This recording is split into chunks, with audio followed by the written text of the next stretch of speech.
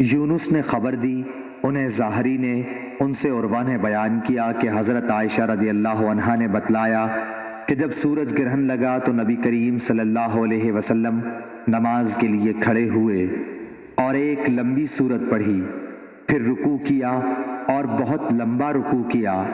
پھر سر اٹھایا، اس کے بعد دوسری سورت شروع کر دی، پھر رکوع کیا اور رکوع پورا کر کے اس رکعت کو ختم کیا اور سجدے میں گئے، پھر دوسری رکعت میں بھی آپ صلی اللہ علیہ وسلم نے اسی طرح کیا۔ نماز سے فارغ ہو کر آپ نے فرمایا کہ سورج اور چاند اللہ کی نشانیوں میں سے دو نشانیاں ہیں، اس لیے جب تم ان میں گرہن دیکھو تو نماز شروع کر دو جب تک کہ یہ صاف ہو جائے، اور دیکھوں میں نے اپنی اسی جگہ ان تمام چیزوں کو دیکھ لیا ہے جن کا مجھ سے وعدہ ہے،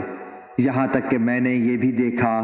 کہ میں جنت کا ایک خوشہ لینا چاہتا ہوں۔ ابھی تم لوگوں نے دیکھا ہوگا کہ میں آگے بڑھنے لگا تھا اور میں نے دوزخ بھی دیکھی، اس حالت میں کہ بعض آگ کو کھائے جا رہی تھی۔ تم لوگوں نے دیکھا ہوگا کہ جہنم کے اس ہولناک منظر کو دیکھ کر میں پیچھے ہٹ گیا تھا۔ میں نے جہنم کے اندر عمرو بن لحی کو دیکھا، یہ وہ شخص ہے جس نے سانڈ کی رسم عرب میں جاری کی تھی۔ صحیح بخاری حدیث نمبر 1212۔